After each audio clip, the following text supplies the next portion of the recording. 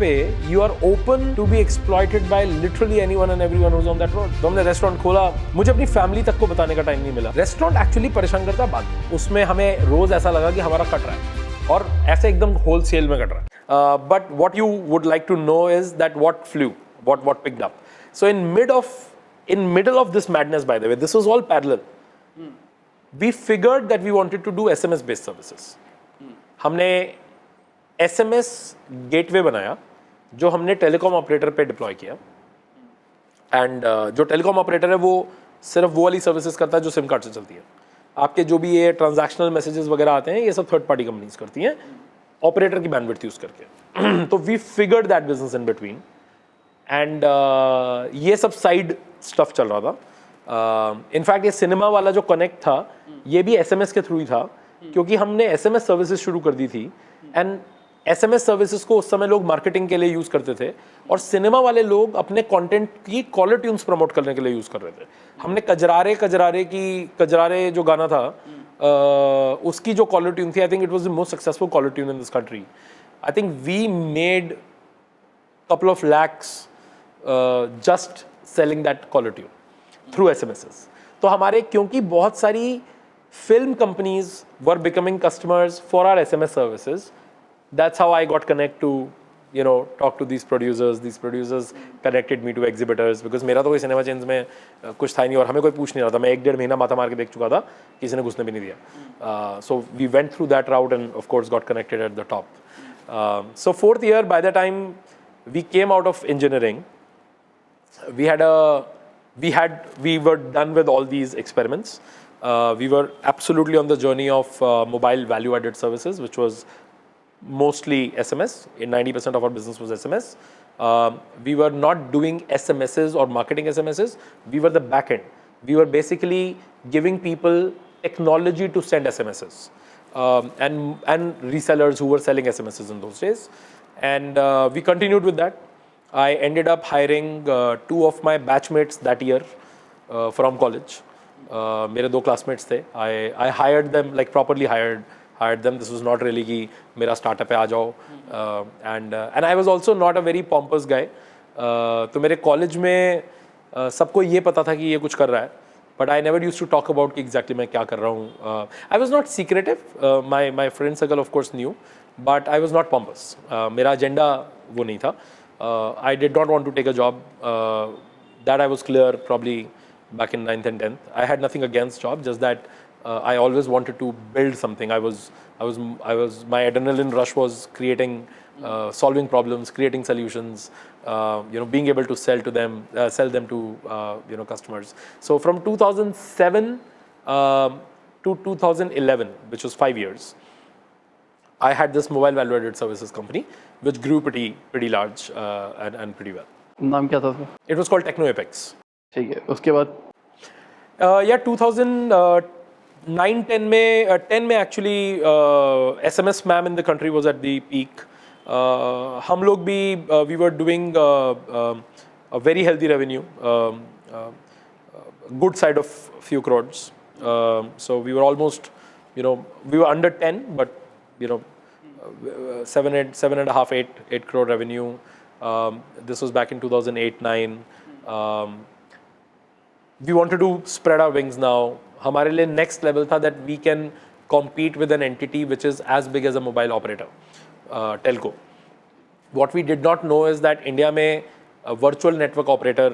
So world में there is a phenomena called mobile virtual network operator, MVNO बोलते हैं उनको. आपने वर्जिन मोबाइल का नाम सुना होगा, राइट? तो रिचर्ड ब्रांसन. सो वर्जिन मोबाइल जो है, जो उनका टेलीकॉम पीस है, वो कहीं पे भी ऑपरेटर नहीं है. It is a mobile virtual network operator. वो अपने टावर नहीं लगाता, वो गवर्नमेंट से लाइसेंस नहीं लेता. जो ऑलरेडी इंफ्रास्ट्रक्चर बना हुआ है, अब एयरटेल ने, जियो ने, इतने लोगों ने इतने टावर लगा रखे हैं, इतना इंफ्रास्ट्रक्चर. जियो ने 5G के साथ यही सेम किया है इस बार. उसने बिड नहीं किया जियो वालों ने. एयरटेल को लेने दिया महंगे में. हाँ. और उसके बाद फिर लाइसेंस ले लिया. तो बेसिकली 5G में तो what to comment on. I think Reliance पर कमेंट करके मुझे लगता है कि मुझे डर लगता है. But my point is that what these guys did is that they change the law, और maybe they made use of the new law. They did something crazy there. Mobile virtual network operator is about buying bandwidth from an existing telco and rebranding your SIM. तो आपने Tata Docomo देखा होगा. Docomo is that. Docomo is nothing but a virtual network operator and Docomo is the largest Telco of Japan, right. तो उन्होंने India में जेवी किया टाटा के साथ. तो हमने MVNO बनाने की कोशिश की. मैं 2010 में we were doing very well, we were very well connected. It was a good running business, massively profitable. Telecom in general is a profitable business.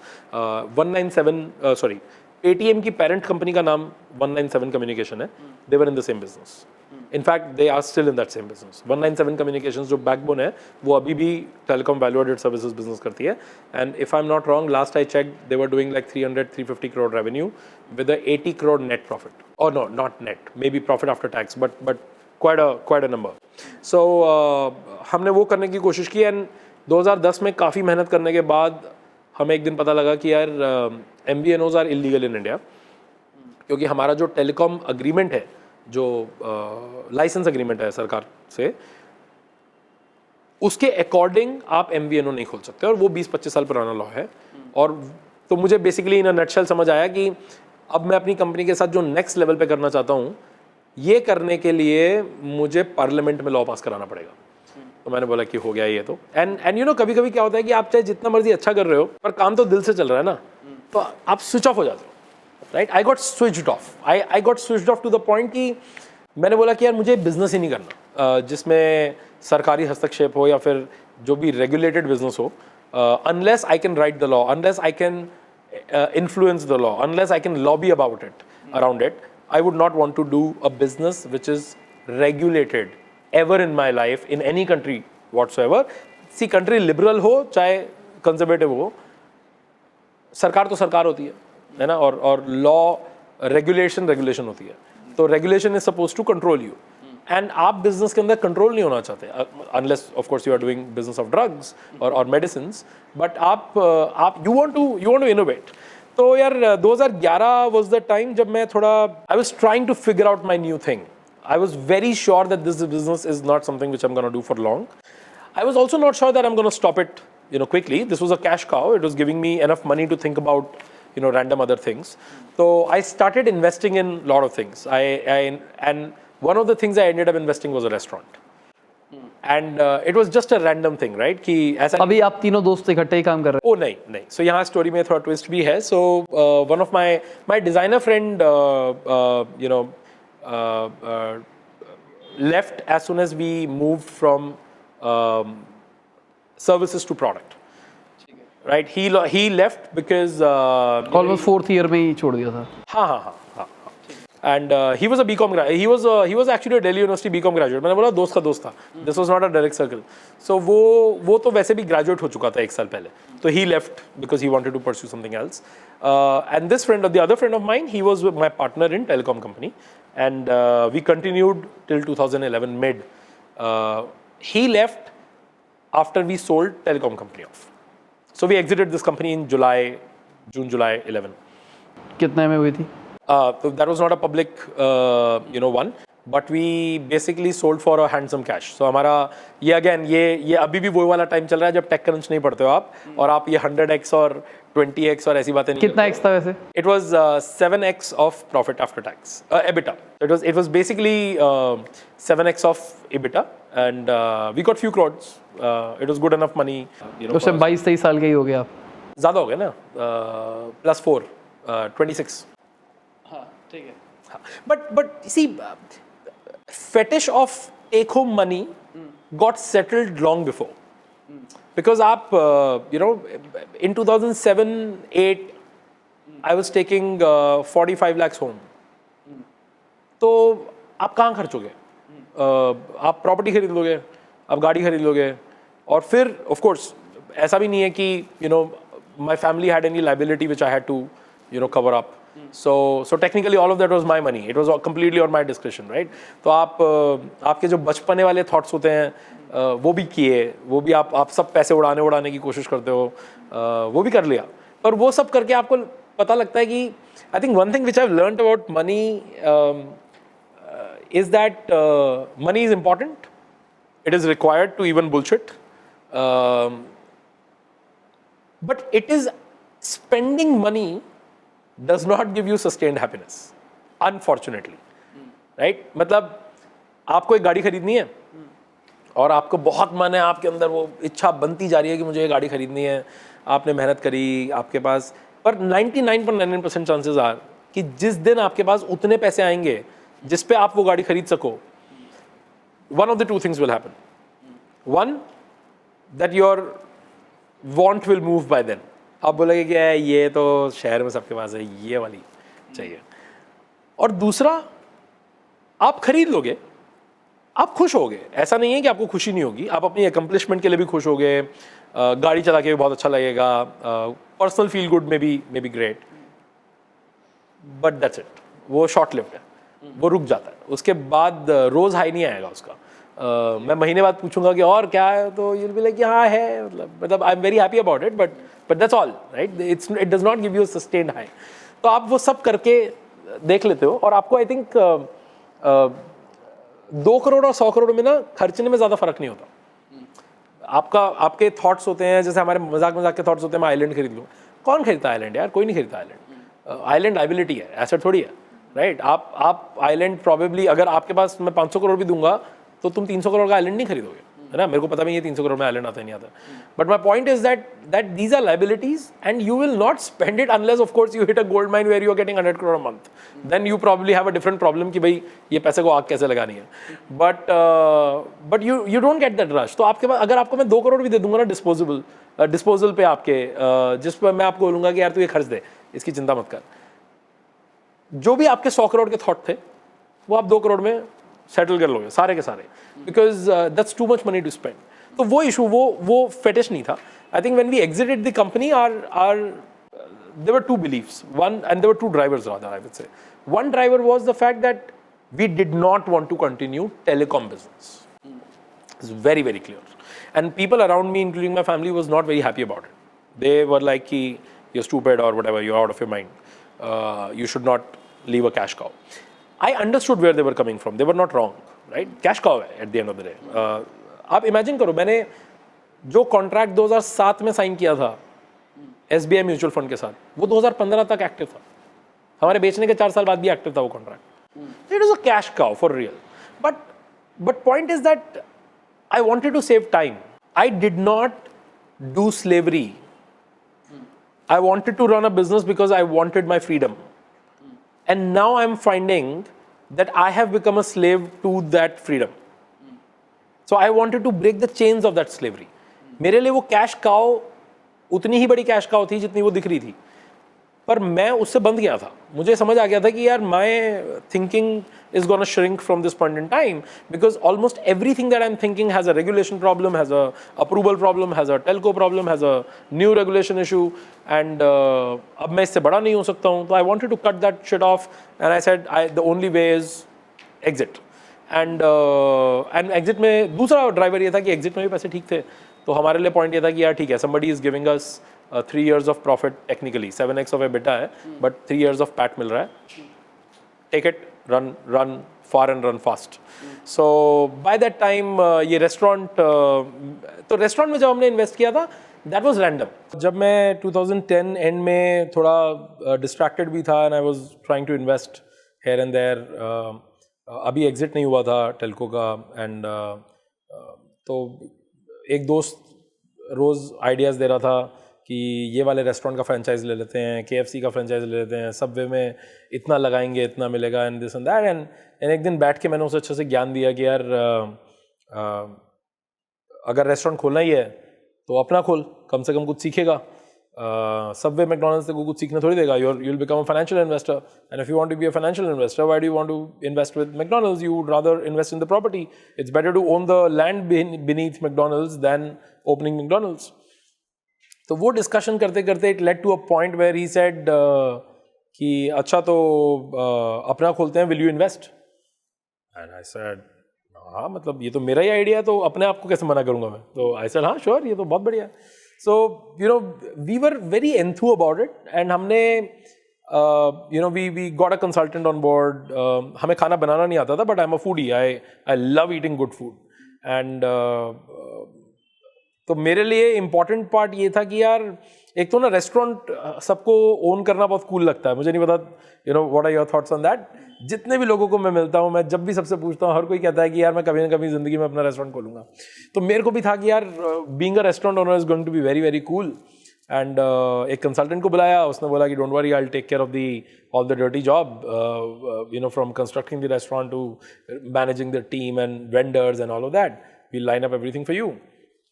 Property dealer को बुलाया, उनको बोला कि यार नॉर्थ दिल्ली में कोई लोकेशन बताओ। उन्होंने शालीमार बाग में एक लोकेशन सजेस्ट करी। हमें लोकेशन बहुत पसंद आ गई, इतनी पसंद आ गई कि हम एक शाम को गए, हमने वो जो शॉप थी खुलवा के भी नहीं देखी। We looked at the shop from outside, location was fabulous. हमने बोला okay let's go straight to meet the owners and fix. Sahil, we ended up opening the restaurant in straight 21 days from this decision. It was blazing fast.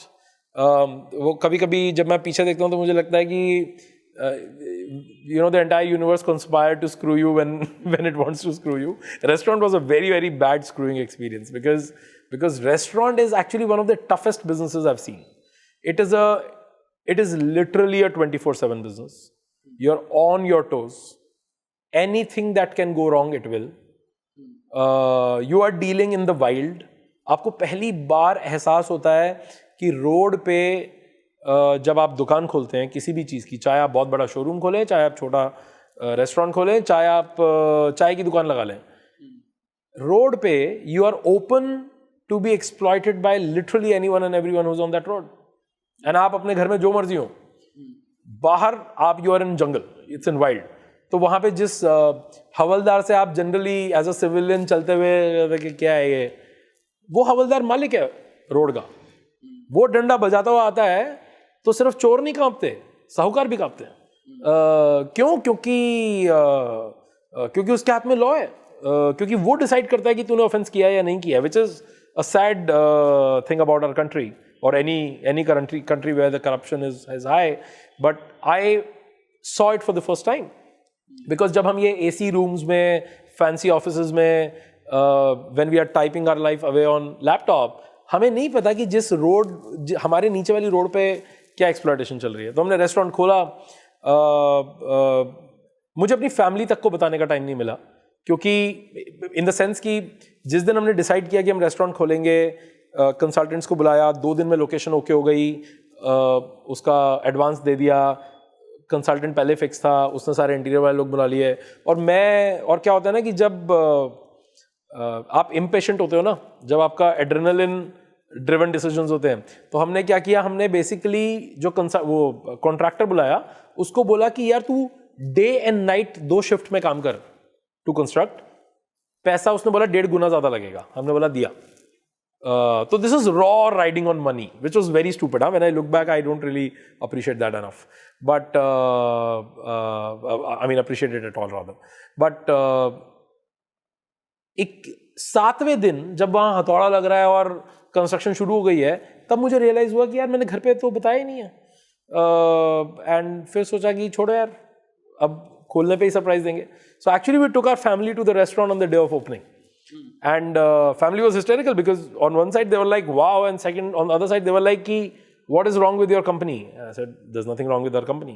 So then who will run the restaurant? हमने बोला यार आप चिंता मत करो, restaurant भी चल जाएगा, चला लेंगे।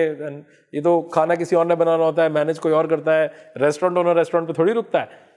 Those were the thoughts. That is the stupidest thought, because आपको लगता है कि रेस्टोरेंट चलाना बहुत आसान है। कितना रुपए लग गया था उसपे? We invested 27 or 28 lakhs. It was a QSR. नहीं total.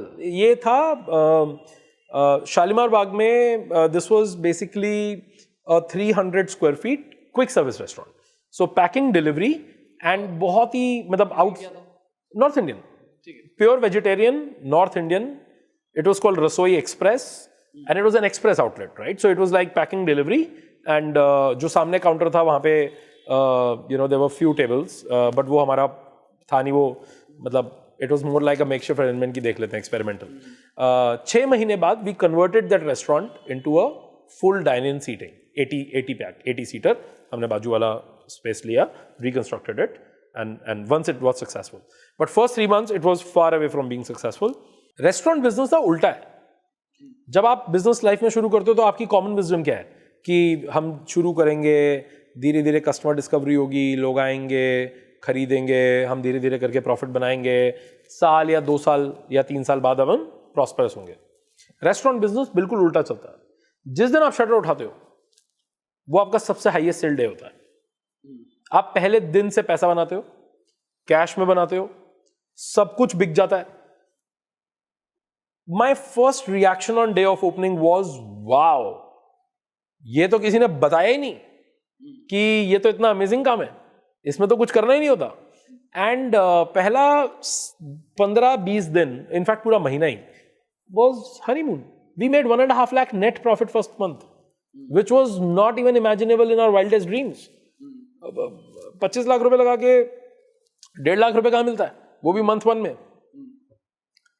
रेस्टोरेंट एक्चुअली परेशान करता है बाद में. तो पहला महीना तो हमारा जो कंसल्टेंट था वही रेस्टोरेंट चला रहा था.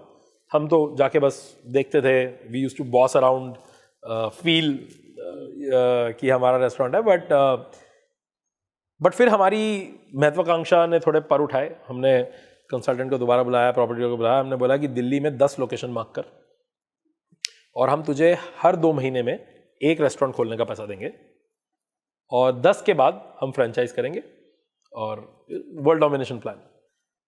जैसे ये हुआ, प्रॉपर्टी डीलर ने हमारे ऑफिस में वो दिल्ली का मैप लगा दिया, पेन वेन लगानी शुरू कर दी. अभी ये रश चल ही रहा था कि उसके 15 दिन में मुझे लगा कि यार if our exposure is gonna go from 25 lakh to 2.5 crore, और हमारे पास इतने पैसे थे भी नहीं, अभी एग्जिट भी नहीं हुआ है. हाँ, ये तो होप था कि भाई अगर 1.5 लाख रुपए महीना आ रहा है तो ये तो बहुत बढ़िया ना यार. ये तो 4-4.5% की रिटर्न आ रही है. मैं 1% पे पैसा उठा लूंगा, मैं तो लगा दूंगा. मतलब इट वाज मोर लाइक कि 50-60 लाख रुपए तो हम दे सकते हैं और इसके अलावा हम अरेंज कर लेंगे, फैमिली से ले लेंगे, इन्वेस्टर्स ढूंढ लेंगे, लोग दुकान हमसे ले लेंगे. तो it was more that. And then I said कि नहीं, but I think we need to dig deeper into our numbers. So then I started looking at, मैं रोज 2 घंटा रात को 9 बजे से 11 बजे रेस्टोरेंट पे लगाने लगा, अपना ऑफिस से जाके. And I started looking into things, me and Sakshi both, and we started looking at कि यार परचेज क्या हो रही है. और उसमें हमें होल्स दिखने लगे, उसमें हमें चोरी दिखने लगी. उसमें हमें दिखा कि यार ये सब्जी हम महंगी खरीद रहे हैं, सेल इतनी हुई थी, कैश रिपोर्ट इतना हुआ है, इसमें डिस्क्रिपेंसीज हैं. फिर हमने रेस्टोरेंट के अंदर स्टाफ में होल्स ढूंढने शुरू करे. वो 1 महीना बहुत एडवेंचरस था क्योंकि उसमें हमें रोज ऐसा लगा कि हमारा कट रहा है, और ऐसे एकदम होल सेल में कट रहा है. वेंडर्स को बुलाया एक दिन सारे, उन्होंने सबने पॉइंट कर दिया कि ये साहब हमसे किकबैक्स लेते हैं रोज़ की परचेज में, तो हम आपको रेट कैसे दें. तो we kicked out the consultant, and as soon as we kicked out the consultant everything fell on us. अब कल सुबह से वो बर्तन धोने वाले से लेकर, तंदूर वाले से लेकर, शेफ़ से लेकर, कोयले वाला वेंडर, सब्जी वाले, दूध वाले, क्रीम वाले, पनीर वाले, पुलिस वाले, फायर डिपार्टमेंट वाले, हेल्थ, एमसीडी, लोकल मार्केट, ये सब हमें मैनेज करना था. और हमें तो पता ही नहीं था कि ये सब एग्जिस्ट कर रहा है. और ये बहुत हॉरिफाइंग था, बहुत हॉरिफाइंग. बिकॉज पुलिस वाले एक्सप्लॉइट कर रहे थे. वो लोग हमारे रेस्टोरेंट से फ्री खाना खा रहे थे, वो स्टाफ को हैरेस कर रहे थे. एमसीडी, हेल्थ, फायर डिपार्टमेंट वाला रोज़ फ़ोन करके कह रहा था कि अपने ना एग्जिस्टिंग फायर एक्सटिंग्विशर उतारो और मुझसे नए फायर एक्सटिंग्विशर खरीदो. जबकि फायर डिपार्टमेंट का काम फायर एक्सटिंग्विशर बेचना नहीं है, वो अपने डीलर से बिकवाना चाहता था. वो कह रहा था आपने जो सिलेंडर लगाए वो ठीक सिलेंडर नहीं है, मैं अप्रूवल नहीं दे सकता आपको. तो हमें फायर क्लियरेंस नहीं मिल रहा था. पुलिस वाले कह रहे थे कि आपको किसी क्लियरेंस की जरूरत नहीं है, आप हमें पैसे दे दो. मतलब it was crazy. And then vendors को मैनेज करना, उनकी पेमेंट्स मैनेज करना, एंड देन स्टाफ को मैनेज करना. और स्टाफ में भी 22 लोगों का स्टाफ था, सब मिला के, कैशियर, मैनेजर, बर्तन से लेकर किचन स्टाफ. उसमें भी यूनियन हो रही है. किसी ने किसी को कुछ कह दिया, उसको पसंद नहीं आ रहा, वो कह रहा मैं कल रेस्टोरेंट नहीं खोलूंगा.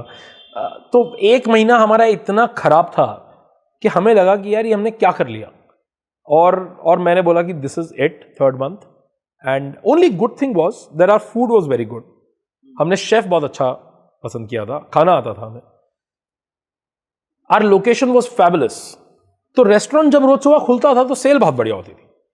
तो ये एक रीजन था कि हम चल गए, हम मरे नहीं, पर हम थक गए थे और हमने 3rd मंथ में बोला कि boss this is it and और हम ये रेस्टोरेंट बंद करेंगे, बेचेंगे। तो हमारा एक कोयले वाला वेंडर होता था, वो थोड़ा पार्ट टाइम में डीलिंग वीलिंग का काम भी करता था।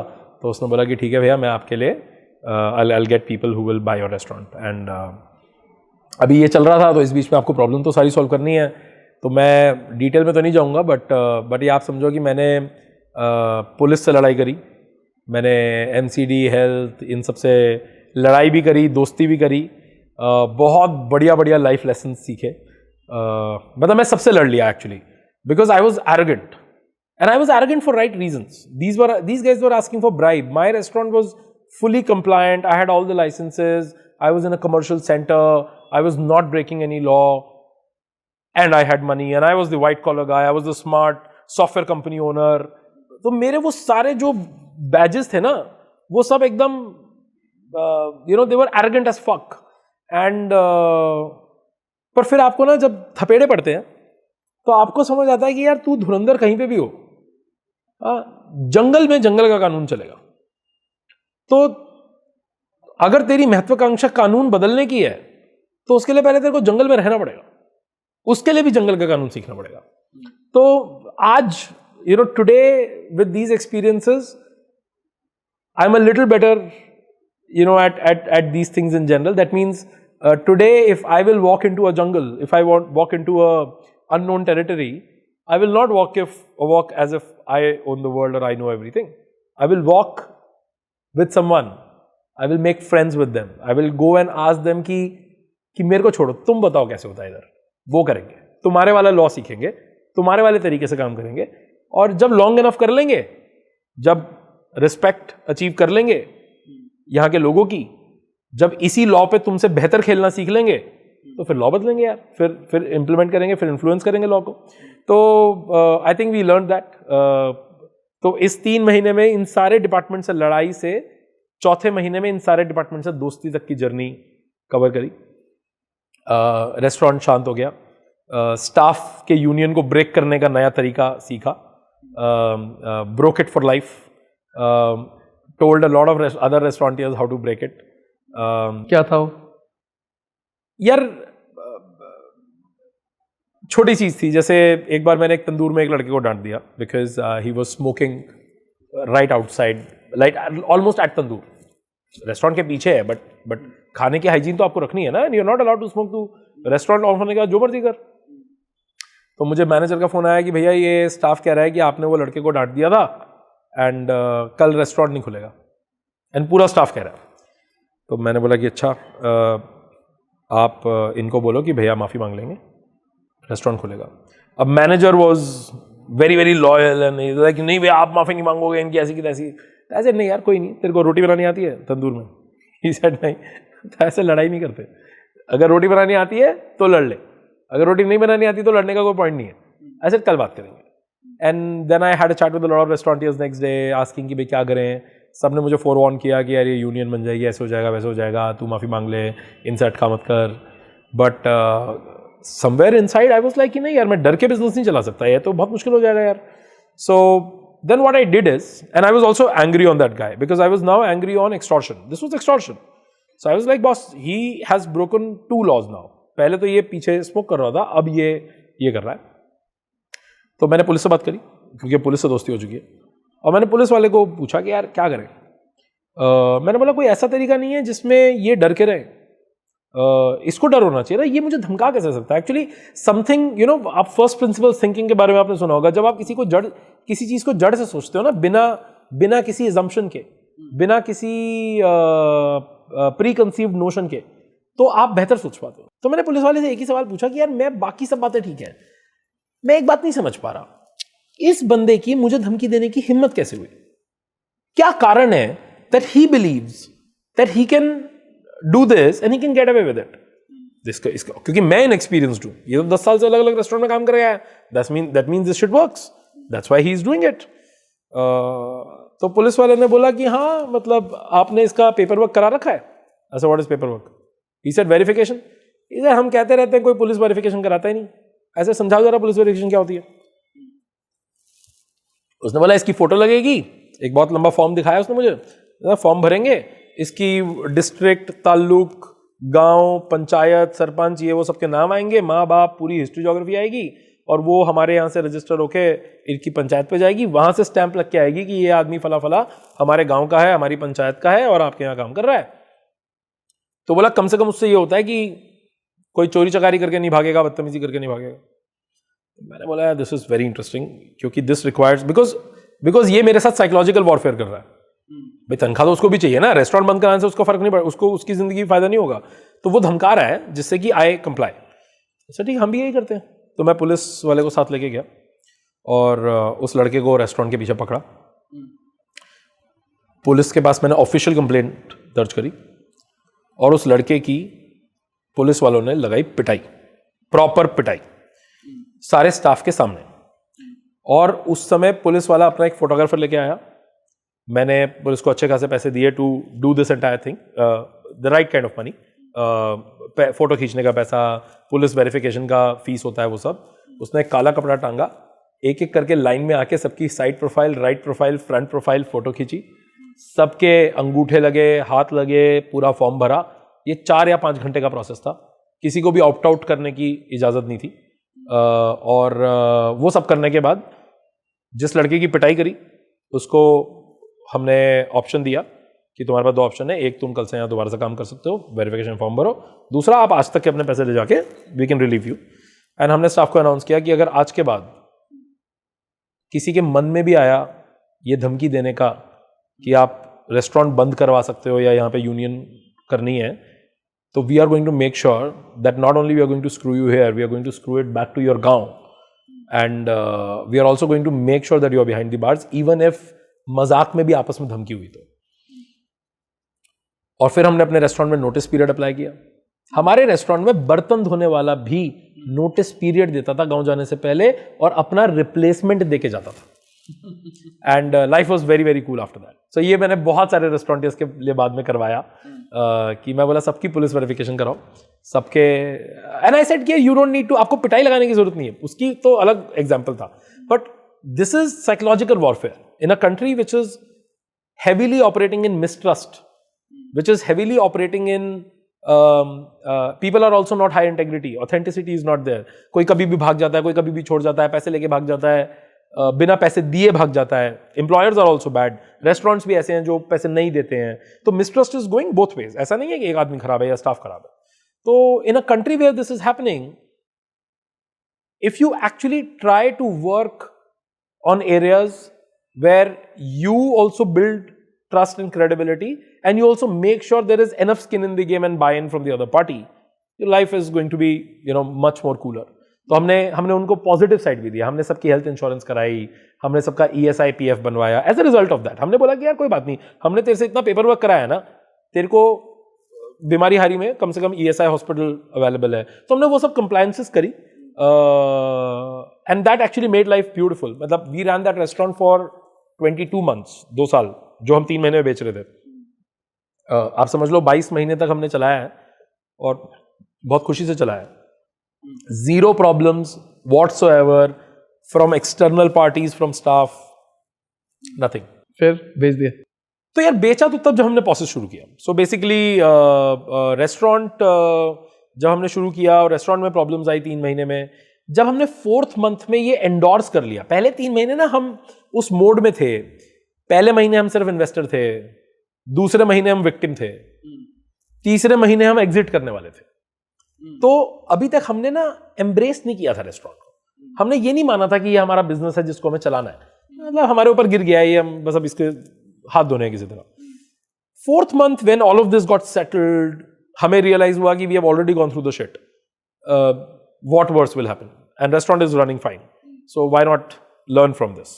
and वो world domination plan switch off कर दिया था, second branch नहीं खोलनी थी, वो तो हमें clear था, but as soon as we started loving it, we started spending our time there, our natural instincts kicked back and we said okay, इसको tech driven बनाने की important है, inventory control, raw material management, cash control, theft control, customer का CRM, तो वो सारी strategies kicked in. तो we basically pulled out 2 people from our telecom tech team. तो उस टाइम टेलीकॉम कब टीम वो एग्जिट कब हुआ था इसके बीच में? जून जुलाई. मतलब मंथ कौन सा था? रेस्टोरेंट खुले हुए कितने महीने हो गए थे? एग्जिट के समय तो रेस्टोरेंट खुले हुए 10 महीने हो गए थे. ठीक है. ज्यादा हो गया था एक्चुअली. एक साल हो गया था एग्जिट के समय. बट उस टाइम आप सिर्फ रेस्टोरेंट देख रहे थे? उसके बाद मतलब उसके बाद सिर्फ रेस्टोरेंट देख रहे थे काम, या और नहीं, telecom company was going on. Telecom नहीं आपने बेच दी 10-11वें महीने में? नहीं, टेलीकॉम कंपनी हमने बेची जुलाई ऑफ 11 में. That was 12 months after starting. And that's when we started Posist. ठीक है. साक्षी ने मुझे पकड़ा और बिठाया और उसने बोला कि इंजीनियरिंग ने तेरा बाप भी कंप्लीट करेगा. I think everybody should bring in their value to the table. It is important for the business as well as for you. मैं अगर एक्सेल शीट देख लूँ इतनी सारी तो मैं बेहोश हो जाता हूँ. हम तो अपनी रेस्टोरेंट की गलती को फिक्स करने की कोशिश कर रहे हैं. हमने 4 महीने अपने झोंक दिए उसमें, हमने अपने पैसे भी लगा दिए और हम इतनी सफरिंग बर्दाश्त कर चुके हैं. लास्ट फ्यू ईयर्स में एवरेज रेस्टोरेंटियर की एज गिर गई है.